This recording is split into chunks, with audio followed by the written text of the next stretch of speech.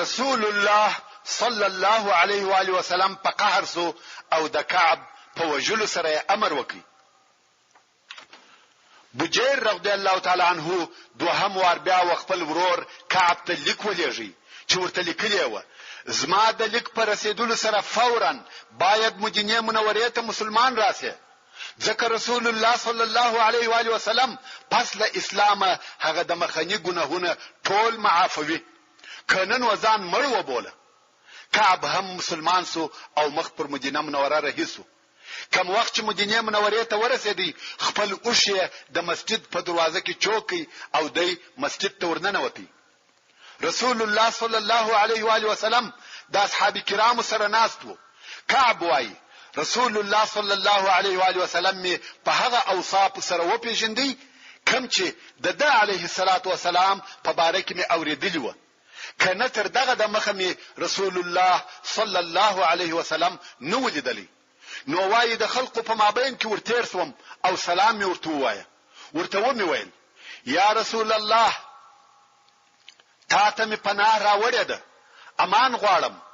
آیا وکعب ته چې توبه کوونکی او مسلمان راسي امان ورکوي؟ رسول الله صلی الله علیه و آله وسلم و فرمایل هو تا ته امان دی. بیا نو کعب هغه خپل مشهوره قصیده چې د رسول الله صلی الله علیه و آله وسلم په مدح او صفت کې ده وویل چې هغه قصیده د بانت سعاد یا قصیده برده په نامه سره یادېږي. د هغې قصیده اول بیت داسې دی: بانت سعاد فقلب اليوم متبول متیم اثرها لم يفد مقبول. ډېر اعلی او خوندور بیتونه دي چې دغه قصیده په ویلو سره رسول الله صلی الله علیه و آله وسلم خپل اغوسته برده چې چپنی یا پټه ویل کیږي و دغه کعب ته په انعام کې ورکړه. او بیا په ورسته کې حضرت معاویه رضی الله تعالی عنہ دغه برده د کعب څخه په 10,000 درهمه وغوښته. خو کعب ویل د رسول الله صلی الله علیه و آله وسلم لباس زما تر خپل ځان ما سیوا پر بل چا نه دی پیرزو. بیا چې کعب رضی الله تعالی عنہ وفات شو دغه برده معاویه رضی الله تعالی عنہ د کعب د کورنۍ څخه په 10,000 درهمه رانیول او دغه برده تر ډیره زمانه پورې د یو خلیفہ څخه وبل ته په میراث پاتې کېده. اوس هم ویل کیږي چې هغه برده د ترکیه په موزیم کې پراته ده. څنګه چې کعب رضی الله تعالی عنہ د قصیده په ویلو سره د رسول الله صلی الله علیه و آله وسلم برده په انعام وګټل، نو د قصیده نوم یې هم قصیده برده سو.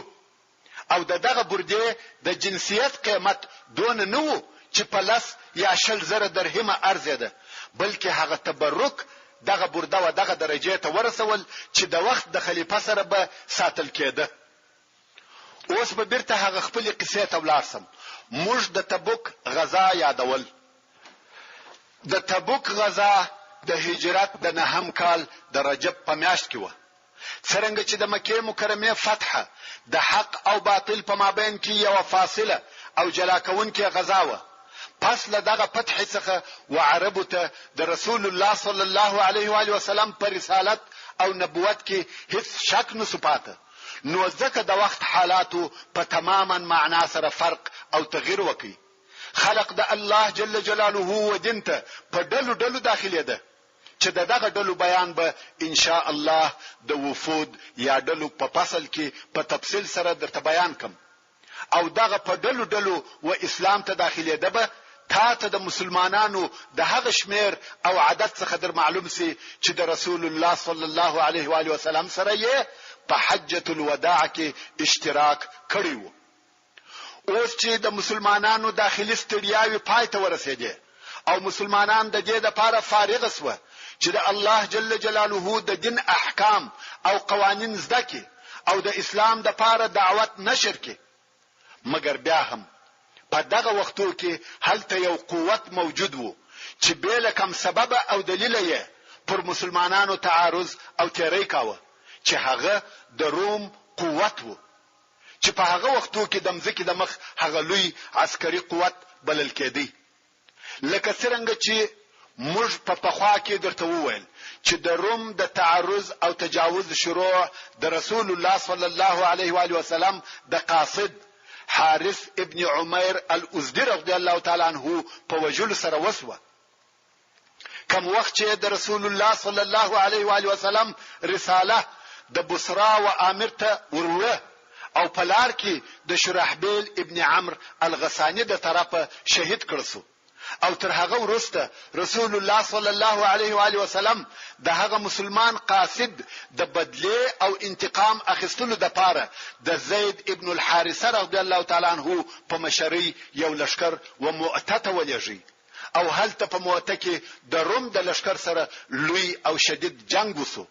خو بیا هم اسلامي لشکر خپل بدله او انتقام د هغه ظالمانو څخه لکه څنګه چې لازمه و نه واخیسته، مګر بیا هم دغه جنگ د لری او نږدې عربو په زړه کې ډیر مهم تاثیر پرېښاوه او د روم پاچا قیصر د مؤته د جنگ هغه لوی تاثیر چې د مسلمانانو د مصلحت او شهرت لپاره پرېښاوه نه د فکر استی او نه هراوه.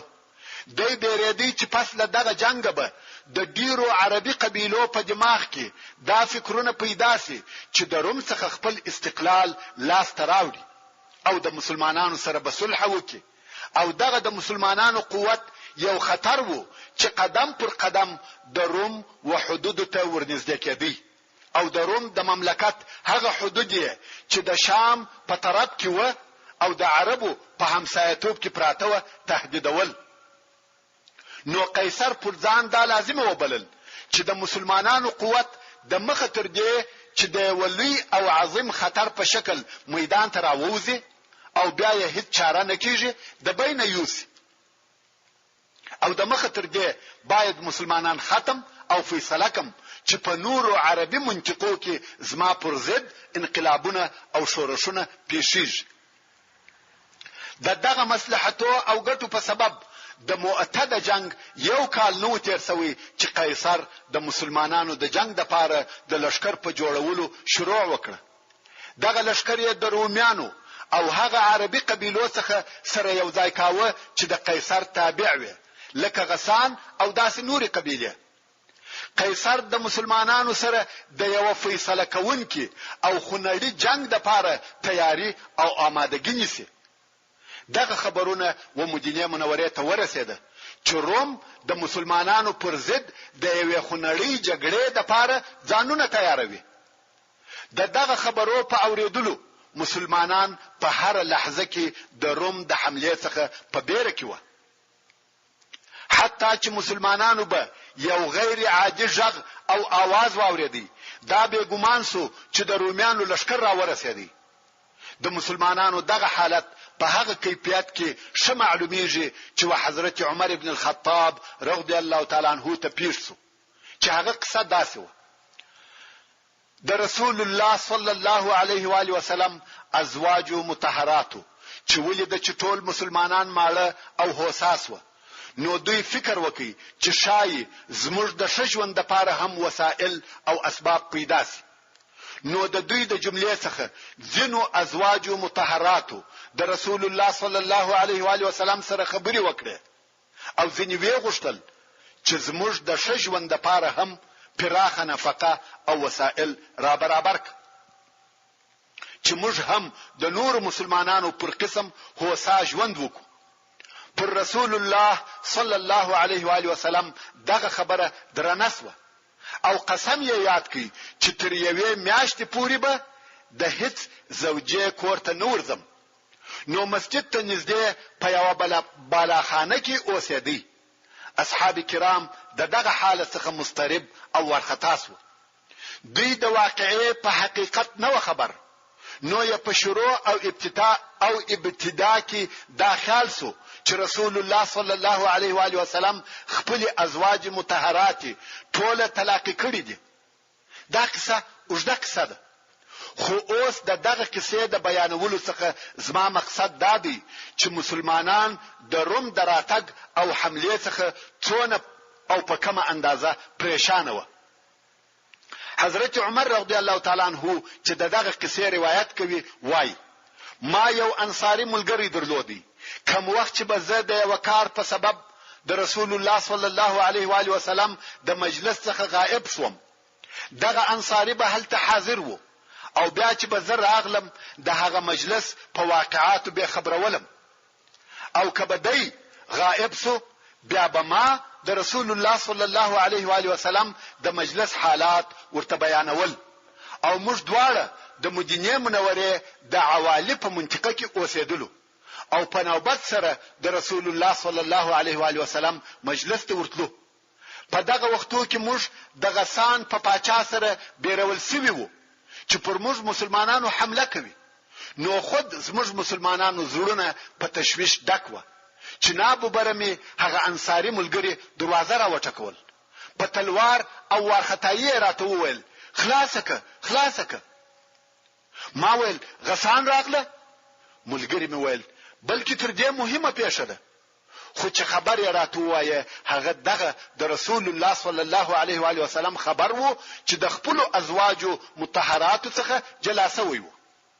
تر دغه ځای پورې می د دغه کیسې څخه مقصد دا وو چې مسلمانان په دغه اندازه د روم او غسان د حمله څخه په تشویش کې و چې د وارخطایي هر خبره به پیښه شوه، د دوی په فکر کې د روم او غسان حمله ورګرځیده. او د امام بخاری رحمه الله په روایت کې د قصې دغه ځای الفاظ داسې روایتېږي چې عمر رضی الله تعالی عنہ وایي موږ ته ویل سوي و چې غسان د مسلمانانو د جنگ د پاره چوټي په پښه کړی دي، یعنی را رهي سوي دي. او زما ملګری د نوبت فورز د مسجد نبوي څخه ماخستان راغلی او زما د کور دروازه په ډیر شدت راوټکول او ویل آیا دی بددي؟ زه په وارخطایي ورته راووتم چې څه پیښه ده؟ ملګری مې راته وویل ډیره لو خبره پیښه ده. ما ویل آیا غسان راغله؟ دا ویل یا تر هغه هم لو او اوږده خبره ده. رسول الله صلی الله علیه و آله وسلم خپل شذ طلاق کړی دي. نو دغه واقعه او قصه پر دې دلالت کوي چې مسلمانان د روم د جنگ او حمله څخه په تشویشي او خطرناک حالت او موقف کې و. پر دې سربېره هغه شی چې د روم او غسان د حمله تاکید کاوه هغه کار وو چې د مدینه منوره منافقانو دغه خبر په اوریدلو سره وکړي. که څه هم منافقانو د رسول الله صلی الله علیه و آله وسلم کامیابی یوازې د جنگ په میدان کې نه بلکې د ژوند په هر مسئله کې په خپل سترګو سره لیدلې و او دا ورته معلومه و چې د مځکې پر مخ داسې قدرت نشته چې د رسول الله صلی الله علیه و آله وسلم او مسلمانانو په مخ کې دي ثبات او مقاومت وکړي، بلکې هر شی او هر قدرت چې د رسول الله صلی الله علیه و آله وسلم په لار کې دریږي هغه په خپل ویل کېږي. پر دغه ټول سربېره بیا هم دغه منافقان په دې امید و چې هغه د دوی د زړه پټ مقصدونه دي حاصل شي، او اوس چې دا امید پیدا سو چې د روم په واسطه به د دوی د زړه غوښتنې زر سرته ورسیږي، نو یې د خپل د سیسو او مؤامرو د پاره یو ځالګي هم جوړ کړ چې دغه ځالګي په ظاهر د مسجد په نامه او شکل سره جوړ کړ چې هغه مسجد ضرار دی. دوی دغه مسجد د چشي د پاره جوړ کړي؟ د خپل کفر د تقویت، د مسلمانانو د تفرقه او د هغو کسانو د اجتماع او ټولونو د پاره جوړ کړي چې د الله او رسول الله صلی الله علیه و آله وسلم سره جنگیږي.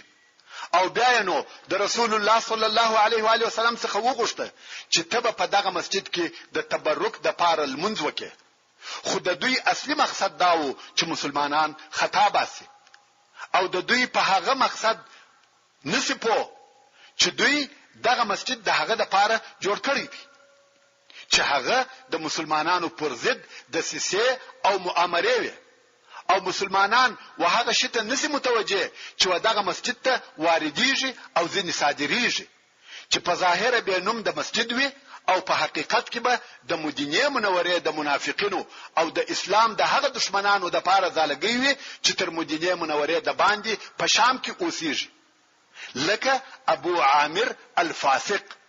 مگر رسول الله صلی الله علیه و آله وسلم و فرمایل چې زه خو اوس د تبوک د غزا د پاره په آمادګي مشغوله یم، خو چې بیا د تبوک څخه راسم بیا به سره ګورو. نو د منافقانو دغه دسیسه هم نسوه کامیابه، بلکې رسول الله صلی الله علیه و آله وسلم پس له هغه څخه چې د تبوک د غزا څخه راغلی په عوض د دې چې په دغه مسجد کې لمونځ وکړي هغه وسوځاوه او ونړاوه. ورونو، څرنګه چې د ابو عامر الفاسق نوم یو وار د احد په غزا کې ذکر شوی دی او بیا اوس یاد سو، نو د پاره د دې چې دغه فاسق وپیژندل سي د هغه مختصره سوانح او دغه مسجد ضرار په جوړېدلو کې به د رول او اهمیت درته بیان کوم وخت چې رسول الله صلی الله علیه و آله وسلم د مکه مکرمه څخه مدینه منوره ته هجرت وکړي، هلته تر مدینه منوره د باندې د بنی عمرو ابن عوف په کلی کې واړول او هلته یو مسجد جوړ کړي چې د قباء د مسجد په نامه سره مشهور دی. او رسول الله صلی الله علیه و آله وسلم به په ورسته کې اکثره د شنبه په ورځ د مدینه منوره څخه ودغه مسجد ته ورتلی او هلته به 2 رکعات لمونځ کاوه. دغه مسجد او په هغه کې د لمونځ کولو ډېر فضائل رسول الله صلی الله علیه و آله وسلم بیان کړی دي. ځینو منافقینو غوښته چې دغه مسجد پر ضد او نږدې و دغه مسجد ته یو بل بنا یا تعمیر د مسجد په نامه جوړ کړي او دغه مسجد خلق سره جلا او متفرق کړي. خو په حقیقت کې دغه ناپاک عمل اصلي محرک او سبب یو سړی وو چې ابو عامر الراهب ورته ویل کېده. ابو عامر الراهب څوک وو؟ د خزرج د قبیله یو نفر وو. د رسول الله صلی الله علیه و آله وسلم تر هجرت د مخه نصرانی سوی وو او د نصاراو د راهبانو یا عابدانو ژوند اختیار کړی وو. د مدینه منوره د شاوخوا خلق خاصتا د اوس او خزرج د قبیلو خلق د زهد او فقیری ته عقیده درلوده او د به ډیر زیات عزت تعظیم او احترام کاوه. د رسول الله صلی الله علیه و آله وسلم تر بختور او مبارک قدوم یا ورتګ ورسته چې په مدینه منوره کې د علم او ایمان لمر راوختی او د اسلام په نور سره شاوخوا روناسوه، نو د داسې مصنوعي او تقلبي فقیرانو اهمیت د بین ولاړی او ودته چا اهمیت نور کاوه. ځکه د لمر پر راختلو سره څوک په هغه څراغ پسې نه ګرځي چې تیل اخلاصي وي. ابو عامر دغه کیفیت څخه ډیر خپه او ناراضه وو او د حسد په اور کې نینیسو. خو بیا هم رسول الله صلی الله علیه و آله وسلم دغه ابو عامر الفاسق و اسلام ته دعوت کړ او ورته ویل ما د خپل ځان سره ابراهیمی صحیح دین راوړی دی. ابو عامر ویل زه خو د پخوا څخه پر ابراهیمی دین وم، مګر تا د خپل ځان په ابراهیمی دین ځینې مخالف شیان ګډ کړی دي. رسول الله صلی الله علیه و آله وسلم دغه د خبره په شدت سره رد کړه. خو بل اخره د ابو عامر د خلی څخه دا خبره راووته په موږ دوه کې چې هر یو درواغجن وي الله جل جلاله دی هغه د خپل وطن څخه لري او یوازې په غربت او مسکنت کې مړ کی. رسول الله صلی الله علیه و آله وسلم و فرمایل آمین. د بدر تر غزا وروسته چې د اسلام اساس او بنیاد نور هم ټینګ سو، د حاسدانو سترګې او زړونه نور هم د مسلمانانو په کامیابی وسوځل کېده، نو ابو عامر ورختاسو او مکه مکرمه ته د دې لپاره وتښتېدی چې مشرکان د رسول الله صلی الله علیه و آله وسلم و جنگ او مقابله ته نور هم تشویق کړي او د اسلام سره د جنگ لپاره تیار کړي. لکه و چې مولیده چې دغه ابو عامر د احد په غزا کې د مشرکانو سره راغلی وو او د جنگ تر شروع کېدو د مخه و میدان ته راووتی. د مدینه منوره انصارو خصوصا د خزرج و قبیله ته چې د جاهلیت په وختو کې د مخلص موریدان و خطاب وکي او د دوی څخه وغوښته چې زما و طرف ته راسي. مګر دغه احمق په دې نه پوهېدی چې د رسول الله صلی الله علیه و آله وسلم په مقابل کې هغه د پخوانی کوډي او جادو کله چلیږي.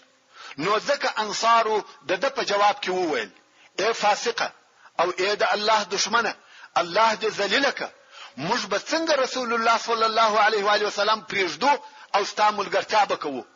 د انصارو د دغه مایوس کوونکي جواب تر اوریدلو وروسته ابو عامر الفاسق ډیر په قهر سو او داسې وویل: یا محمد صلی الله علیه و علیه وسلم، تر دې وروسته چې هر قوم ستا د جنگ د پاره راځي، زه به د هغو ملګری یم. نو د حنین تر جنگ پورې بیل ناغې د کفارو په ملګرتیا د مسلمانانو سره جنگېدی.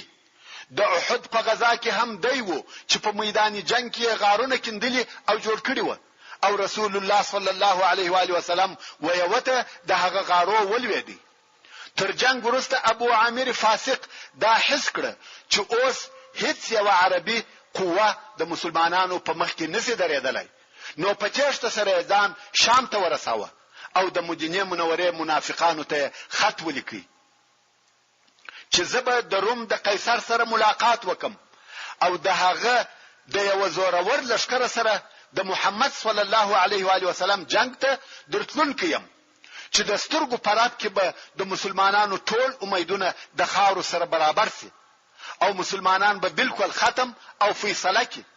خو تاسو اوس یو تعمیر د مسجد په نامه جوړ کړئ چې هلته به د لمانځه په نامه سره راټولېږي او د اسلام پر ضد به خپل خبرې او مشورې سره کوي، او زما قاصدان به هم هلته زما لیکونه او پیغامونه درسوي، او که زه هم مجبور اسوم هلته به د مسلمان په نامه درسم او دغه مسجد به زموږ د اجتماع او مشورو ځای وي.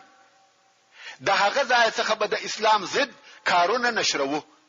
د دغه خبيثو مقاصدو د پاره د مسجد قباء په مقابل کې د ضرار د مسجد په جوړولو شروع وسوه، او رسول الله صلی الله علیه و آله وسلم ته دا بهانه وکړه چې یا رسول الله، په الله مو دې قسم وي چې زموږ د بدو نیت نه دی، خو د یخ او باران په سبب، خاصتا د مریضو او ضعیفو خلقو په سبب چې تر مسجد قباء پورې نسیتلای، موږ دغه مسجد جوړو چې لمونځ کوونکو ته سهولت او اساني وي. د تبوک د غزا د شروع سره دغه مسجد ضرار بنا و پای ته ورسېده. نو یا رسول الله صلی الله علیه و آله وسلم ته حال ورولېږي چې یا رسول الله، کتاسی یو ورحل تراسی او په دغه مسجد کې لمونځ ادا کړي، ستاسو به مهرباني او زموږ د پاره به د سعادت او برکت سبب وګرځي. او دغه غوښتنه هم په دې سبب سره و چې د دوی په فکر د رسول الله صلی الله علیه و آله وسلم دغه عمل په لیدلو سره به د ځینو ناپوه او ساده مسلمانانو ګمانونه شسي، او بیا به د منافقانو د مکر او حیلې په دام کې بند سي. رسول الله صلی الله علیه و آله وسلم په دغه وخت کې د تبوک د تلو د پاره په تیاری او آمادګي مشغوله و. نو یې فرمایل: زه خو اوس مشغوله یم، خو کوم وخت چې د تبوک څخه راسم، څنګه چې د الله جل جلاله اراده وي هغه سی بوسي. نو رسول الله صلی الله علیه و آله وسلم تبوک ته ووتی او په دغه جدید البناء مسجد ضرار کې لمنځ نکی ادا. اصلا دغه مسجد د فساد د پاره جوړ شوی وو. دا مسجد د اسلام پر ضد د جنگ کولو مرکز وو.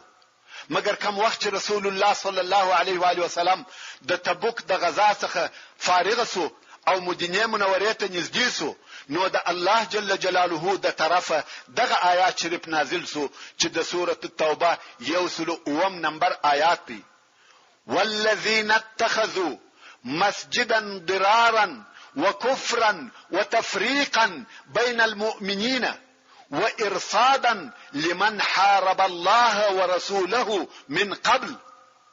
یعنی او هغه منافقان چې جوړ کړی دی مسجد د پاره د ضرر رسولو مؤمنانو ته، او جوړ کړی دی د پاره د کفر او د پاره د تفرقه اچولو په مابین کې د مؤمنانو، او جوړ کړی دی د پاره د انتظار د هغه چا چې په خوایله د الله او رسول الله صلی الله علیه و آله وسلم سره جنگ کړی دی، چې هغه څوک دغه ابو عامر الفاسق دی. ولا يحلفن ان اردنا الا الحسنى، او دوی قسمونه یادوي چې زموږ اراده به له خیر او نیکی د بل شي نه ده. والله يشهد انهم لكاذبون، او الله جل جلاله شاهدی ادا کوي چې بهشکه دوی په دغه خپل قسمو کې خامخا درواغجنان دي. دا د الله جل جلاله د طرفه شاهدی ده چې دوی درواغ وایي. منافقانو دغه مسجد ضرار د خپل مشورو د مرکز لپاره او د مسجد قباء پر ضد جوړ کړی وو، او دغه آیات شریف په واسطه الله جل جلاله رسول الله صلی الله علیه و آله وسلم د منافقانو په خبيث نقشو او غرضو خبر کړي، او د ضرار د مسجد د جوړولو اصلي او اساسي مقصد یې ښکارا کړي. کوم وخت رسول الله صلی الله علیه و آله وسلم د تبوک د غزا څخه د بیرته راتګ په وخت کې مدینه منورې ته ورنږدې شو، نو یې د خپل اصحاب کرامو څخه 2 نفره، په بل روایت کې 4 نفره چې مالک ابن خشم، معن ابن عدی، عامر ابن سکن او یو بل سلرم نفر چې نوم یې نه دی ذکر شوی، و مدینه منورې ته ولېږل چې دغه تعمیر چې نوم یې د فریب او چم پر اساس مسجد ایښول شوی وو ونړوي او د مځکې سره برابر کړي. دغه اصحاب کرام هم د رسول الله صلی الله علیه و آله وسلم د حکم د عملی کولو د پاره تر لشکر د مخسوه هلته ولاړه او دغه مسجد ته اول اور واچاوه او بیا یې د هغه دیوالونه ورونړول. منافقانو کوشش وکړي چې دغه نفر د دې کار څخه منع کړي، خو دوی ویل چې دا د رسول الله صلی الله علیه و آله وسلم امر دی چې دا مسجد باید وسوځل شي او ونړول شي. نو د فاسق ابو عامر او منافقانو ټول ارمانونه د دوی په زړه کې پاتې شو، او ابو عامر الفاسق په خپل دعا او د رسول الله صلی الله علیه و آله وسلم په امین په شام او په قنسرین نومي ځای کې د خلقو څخه جلا او د پردیسي په مرګ مرس. او الله جل جلاله نور هم په سوره التوبه کې دغه مسجد په باره کې فرمایي: لا تقم فيه ابدا لمسجد اسس على التقوى من اول يوم احق ان تقوم فيه. هیڅ کله په دغه مسجد ضرار کې د لمانځه د پاره مدرېږه، خامخا هغه د قباء مسجد چې اساس او تاداوی د اولی ورځ څخه پر تقوا او پرهیزګاری ایښول شوی دی، د دې ډېر لایق دی چې د لمانځه د پاره په هغه کې ودرېږي. فيه رجال يحبون ان يتطهروا والله يحب المطهرين. په دغه مسجد قباء کې داسې خلق دي چې دا خوښ لري چې خپل ځانونه د ګناهو او نجاستو څخه پاک وساتي، او الله جل جلاله هغه شذان پاکون کې خوښ لري. ورونو دغه معلومات د مسجد ضرار، ابو عامر فاسق او منافقانو په باره کې و. اوس برته وهغه بحث ته رجوع کوم چې د تبوک د غزا په باره کې مش خبري کوله.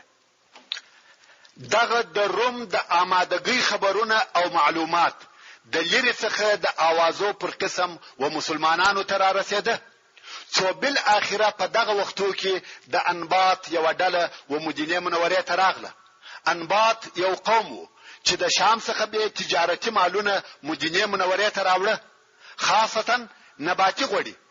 دغه خلقو دغه خبر په تفصیل او تاکید ورسره راوړي چې هرقل د مسلمانانو د حمله لپاره یو قوي لشکر جوړ کړی دی چې شمیر یې 40,000 نفر دی، او دغه لشکر مشرتوب او قومنداني د روم د ډیرو لوی مشرانو څخه و یو مشرته ورکړی دی، او دغه لشکر سره یې نور عربي هغه قبيله هم یو ځای کړی دي کم چې نصرانیت ته اوښتي او د روم تابع دي. ورونو تاسو ته معلومه ده چې د عربو هغه قبيله چې د شام پر حدودو پرته وي د پخوا څخه د نصرانیت و دین ته داخلي شوی وي او د روم تر حکم لاندې وي. نو ول دغه عربي قبيله لکه لخم، جزام او نور هم ورسره یو ځای شوی دي، او دغه لشکر مقدمه تر بلقا پورې را رسیدلې ده. دغه خبر پر رسیدلو سره د مسلمانانو د پاره ډیر لوی خطر پیدا شو، او هغه شی چې دغه خطر یې نور هم زیاتاوه هغه داو چې وخت او موسم هم د ډیری شدید ګرمۍ وو، خلق په وچکالي او مشکلاتو اخته و، حیوانات هم سره کم سوي و، او میوه هم تازه پر پخېدلو او رسیدلو وي. نو د ټولو خلقو دا خوښه وه چې په خپلو میوو او سایو کې واوسیږي. د هیچا دا نه وه خوښه چې دغسې د ګرمۍ په وخت او دغسې حال کې د خپلو کورو څخه په سفر ولاړ شي. او پر دې ټولو سربیره د مدینې منورې او شام په مابین کې مسافه هم ډیره زیاته وه، لار یې وچه او سخته وه. مګر رسول الله صلی الله علیه و آله وسلم دغه حالاتو ته په حکیم او دقیق نظر سره کتل. هغه د روم آمادګي دغه د مدینې منورې تر مشکلاتو مهمه وه. رسول الله صلی الله علیه و آله وسلم پوهېدی که دغه مشکلاتو په سبب د روم سره په مقابله کې لږ تاخير او کسالت وسی او روم ته دا موقع ورکول سي چې هغه منطقو ته ورننوزي چې د مسلمانانو تر نفوذ او سیطرې لاندې دي او بیا د مدینې منورې پر طرف را رهسي، پر اسلامي دعوت او د مسلمانانو پر عسکري شهرت به د دې کار ډیر بد اثر ولويږي او هغه جاهلیت به بیرته راژوندی سي چې د حنین په جنگ سره سخته او شدیده ضربه خوړلې و او اوس اخري نفسونه کاږي. او هغه منافقان چې په داسې موقع پسې ګرځي چې کله به پر مسلمانانو حمله وکړي او اوس د روم د پاچا سره د ابو عامر الفاسق په واسطه ارتباطونه نیسي، نو هغه وخت چې روم د مخ د طرفه پر مسلمانانو حمله وکړي، منافقان به د شاده طرفه د مسلمانانو نسونه په خپل خنجرو ورسري چې په دې ډول سره به د رسول الله صلی الله علیه و آله وسلم او د اصحابو هغه کوششونه چې د اسلام د نشرولو د پاره کړی و عبث او بهوده سي او هغه کامیابی چې دوی پس له ډیرو پر لپسې خو نړیوي جنگو او سریو لاس تراوړي وي په مفسد لاس ورکی. حکیم او دانا رسول الله صلی الله علیه و آله وسلم په دغه ټولو کارو او نتیجو شپوره پوهېدی. نو ځکه د دغه ګرمۍ او مفلسۍ سره سره دا مقرره کړه چې مسلمانان باید د روم سره یو فیصله کوونکی جنگ د هغو پر سرحد وکړي او رومیانو ته دا موقع ورنکړي چې ودار الاسلام یا د مسلمانانو ملک ته ورداخل سي. کوم وخت چې رسول الله صلی الله علیه و آله وسلم دا فیصله وکړه چې موږ باید د داخلي اقتصادي او موسمي مشکلاتو په سبب د روم سره په جنگ کولو کې ځند او تاخير ونکو، نو یې په صحابه کرامو کې اعلان وکړي چې د روم سره د جنگ د پاره خپل ځانونه تیار او آماده کړي. همدارنګه د عربو او قبیلو او مکه مکرمه ته حال ولېږي چې د جنگ او سفر د پاره تیار سي او مدینه منورې ته راسي. د رسول الله صلی الله علیه و آله وسلم همیشه د عادت وو چې جنگ ته بوتي توریه به کول، یعنی په صراحت سره نه ویل چې چیرې او د چا جنگ ته ځي، مقصد به یو ځای وو او نوم به د بل ځای یاداوه. دا د دې لپاره چې دشمن د مسلمانانو په حرکت نسی خبر، ځکه که دشمن خبر سي یا تشتي ځای پریږدي یا د جنگ د لپاره آمادګي نیسي. نو رسول الله صلی الله علیه و آله وسلم په هیڅ وخت کې په صراحت سره د مقصد د ځای نوم نه یاداوه بیل تبوک او خیبر څخه، چې په دغه دوه ځایو کې امر واضح او صریح وو.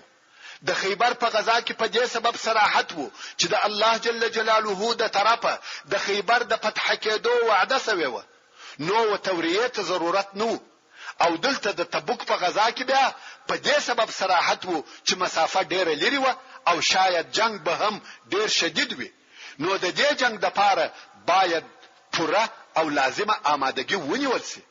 مسلمانان باید په دې خبر وي چې دا جنگ مو د هغه دولت سره دی چې په هغه وختو کې د دنیا هغه لوی مملکت بلل کېدی چې هغه د روم پاچاهي و او د دې جنگ د پاره عادي او معمولی تیاری نه وکافي، ځکه دا جنگ ممکن ډیر وخت په بر کې ونیسي.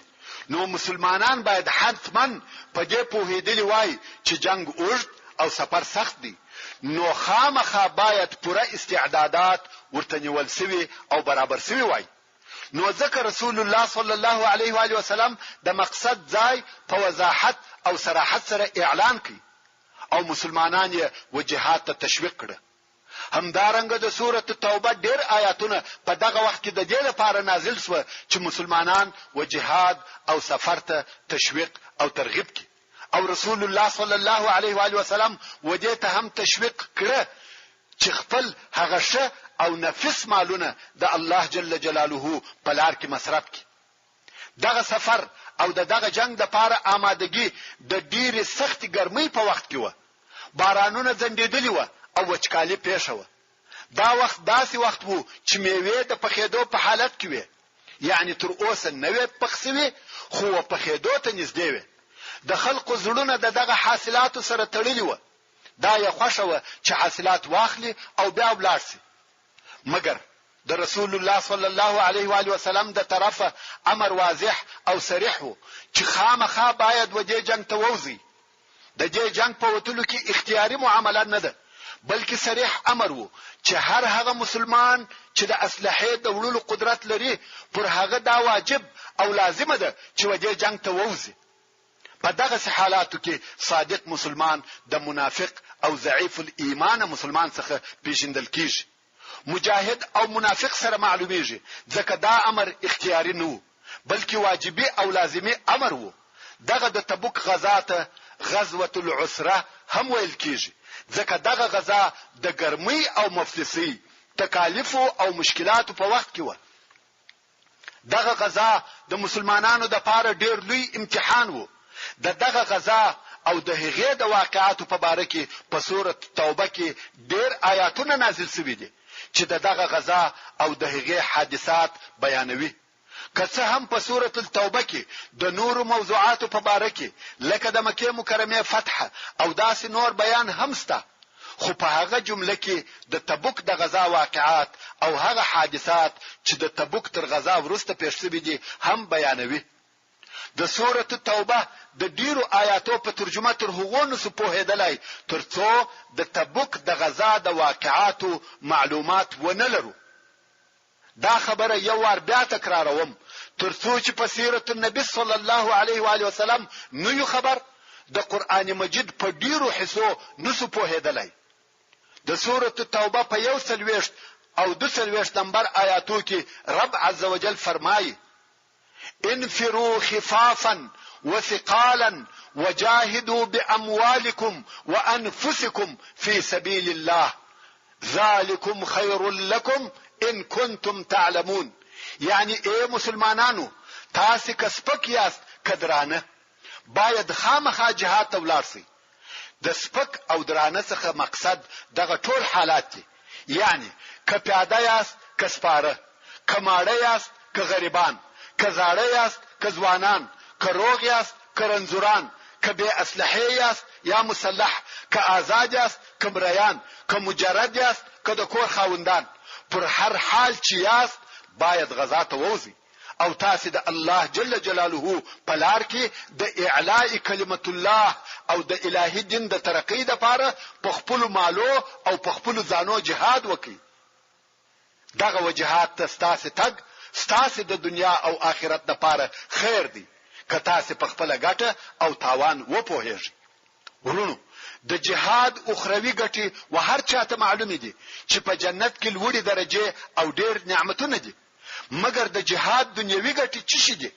تر هر څه د مخه د کفارو څخه غنیمتونه او تر هغه وروسته د عزت ژوند. تاسو نن ورځ د مسلمانانو دغه د ذلت و ژوند ته متوجه یاست. هر چیرې چې مسلمانان دي هغه ذلیله او د ځان اختیار نه لري. دغه ذلت اساسي سبب او علت دا دی چې نن ورځ مسلمانانو جهاد پرې ایښی دي. مګر واقعي مسلمانانو چې د رسول الله صلی الله علیه و آله وسلم اعلان واورېدی چې د روم د جنگ د پاره یې وربولي، دغه امر د عملي کولو د پاره لکه په مسابقه کې چې هر یو کوشش کاوه چې تر هغه بل د مخه خپل ځان تیار او آماده کړي. د هر طرفه و مدینه منوره ته د قومو او قبیلو راتګ شروع شو. د مسلمانانو څخه یو نفر هم په دې نو راځي چې دغه غزا څخه پاتې شي، به له هغو کسانو څخه چې په زړه کې د نفاق مرض وو. څنګه چې دغه غزا د پاره سفر پر نفس سخت او مشکل وو، او په دغه سفر کې لو ابتلا او سخت امتحان وو، نو د منافقانو نفاق په خپل ځان ښکارا کاوه او د دې سفر څخه په یوه او بل بهانه ځان خلاصاوه. الله جل جلاله دغه منافقانو په باره کې د سورۃ التوبه په 42 نمبر آیات کې فرمایي: لو كان عرضا قريبا وسفرا قاصدا لاتبعوك. یعنی که سفر سپک او به تکلیف وای او دا امید وای چې غنیمتونه او ولجه په لاس ورځي، نو به ستا متابعت کړی وای، په دغه سفر کې به د ملګری سوی وای. ولكن بعدت عليهم الشقه، مگر پر دوی د غلار او مسافه لري سو، نو ځکه نظر سره ولاړه. وسيحلفون بالله لو استطعنا لخرجنا معكم يهلكون انفسهم والله يعلم انهم لكاذبون. یعنی کوم وخت چې تاسو برته د دغه غزا څخه راسي، نو دوی به په الله سره قسمونه یادوي چې کچیر زموږ د سفر طاقت وای، نو خامخا به موږ ستاسو سره وتلی وای. دوی خپل ځانونه دغه د درواغو په قسمو سره هلاکوي، او الله جل جلاله عالم دی چې دوی خامخا درواغ جنان دي. د منافقانو په باره کې دغه آیاتونه نازل سو چې د دوی حال رسوا کوي. ورونو، یوازې دا نه بلکې د تبوک په غزا کې ډېر واقعات پیښ شوي دي چې په هغو کې منافقان کشف شوي او رسوا شوي دي. د تبوک غزا که څه هم په هغه کې د روم سره جنگ مقصد وو، مګر په نتیجه کې ډېر شدید ضربې او وارې پر منافقانو وو. حقیقي او واقعي جنگ د منافقانو سره وو، نه د روم سره، لکه څنګه چې بیا موږ په راتلونکو واقعاتو کې ووینو. کوم وخت چې رسول الله صلی الله علیه و آله وسلم دغه غزا د لپاره اعلان وکړي، نو اعراب او منافقان ورسول الله صلی الله علیه و آله وسلم ته ورغله او داسې عذرونه یې ویل او جوړول چې د منلو وړ نه و. هر یو به په یو عذر پسې ګرځېدی چې د هغه عذر په واسطه د غزا د وتلو او تللو څخه پاتې شي. منافقان او ضعیف الایمان مسلمانان ولې دغه غزا ته نتلل؟ ولې غواړي چې ځانونه پاتې کړي؟ ځکه د روم او رومیانو سره جنگ داسې جنگ نه و لکه د خیبر د يهودو سره چې آسانه او نږدې و. دا داسې غزا و چې په هغه کې د هغه وخت د دنیا د لوی مملکت سره جنگ کېدی. نو د منافقانو دا یقین وو چې مسلمانان ماته او شکست خوري او ډېر تکلیف ورسیږي، او بل مسافه هم ډېره لري و، نو وبېرېده او په عذرو پسې ګرځېده. ځینې هغه کسان چې په غیر معقول یا بې ځایه عذر سره بې ځان پاتې کاوه په قرآن مجید کې ذکر شوی دی، چې یو د هغو څخه جد ابن قیس دی. جد ابن قیس منافق وو او دوی هغه څوک دی چې د حدیبیه د صلح په ورځ د دې د پاره چې د رسول الله صلی الله علیه و آله وسلم سره بیعت ونکي، د هغه سره اوش تر شا پټې دی، او هغه چې رسول الله صلی الله علیه و آله وسلم و فرمایل تاسو ټول و جنت ته داخليږئ بل خاوند څخه د سره اوش. هغه دغه جد ابن قیس او اوس بیا د هغه د پاره بل امتحان راغلی. کوم وخت چې د رسول الله صلی الله علیه و آله وسلم د طرفه څخه ښکارا او واضح امر وسو چې د تبوک و غزا ته وتل واجب او لازمی دي، دغه جد ابن قیس چې منافق او دننه کافر دی خو په ظاهر سره د اسلام دعوه کوي او رسول الله صلی الله علیه و آله وسلم ته ورغلی غواړي چې یو عذر پیدا کړي، مګر عذر نه لري. نو یې څه ویل یا رسول الله، ټول خلق ته دا معلومه ده چې په ټول عربو کې زما په مثل څوک نسته چې ډېر ژر دي د شذو په فتنه او فساد اخته کیږي، او د روم شذي ډېر شایسته دي. کزما سترګې پر ومشلې ځان نسم ځینې ساتلای، نو هلته مې مبایا ځکه زه پر دې بیریږم کمه هغه شذي ولیدلې په یو فساد او فتنه باختسم، ما معذوره وبوله د پاتې کېدو اجازه راکړه، او زما په دین کې مې په فساد او فتنه ما اخته کوه. رسول الله صلی الله علیه و آله وسلم هم د پاتې کېدو اجازه ورکړه. الله جل جلاله دغه سړي په باره کې د سورۃ التوبه په 49 نمبر آیات کې فرمایي: ومنهم من يقول ائذن لي ولا تفتني الا في الفتنه سقطوا وان جهنم لمحيطه بالكافرين. یعنی ځینې دغه منافقانو څخه هغه څوک دي چې وایي ما ته د پاتې کېدو اجازه راکه او ما د گمراهۍ په فتنه کې ما اچوه. الله جل جلاله فرمایي چې خبر اوسه دوی د پخوا څخه لا په گمراهۍ کې لویدلي وو او بشکه چې جهنم خامخا پر کافرانو راګرځیدونکی دی. نو الله جل جلاله دغه سړي ته د عمل په سبب دا زیری ورکي چې دوزخ ته تلونکی او بیا الله جل جلاله وخپل معزز رسول صلی الله علیه و آله وسلم ته په ډیره نرمه لهجه سره فرمایي چې الله عفو درته کړی ده ولې دی ودغه نفر ته د پاتې کېدو اجازه ورکړه. په ورستنی آیات شریف کې رب عز وجل فرمایي عفى الله عنك لما اذنت لهم حتى يتبين لك الذين صدقوا وتعلم الكاذبين. محترم ورونو څنګه چې فتا پایته ورسېدل پاته قصه به پراتلون کې شپږ فته کې واوري ان شاء الله تعالى. وما توفيقي الا بالله وهو السميع العليم. وصلى الله تعالى على خير خلقه محمد وآله وأصحابه وأهل بيته أجمعين. والسلام عليكم ورحمة الله وبركاته. سبحان ربك رب العزة عما يصفون وسلام على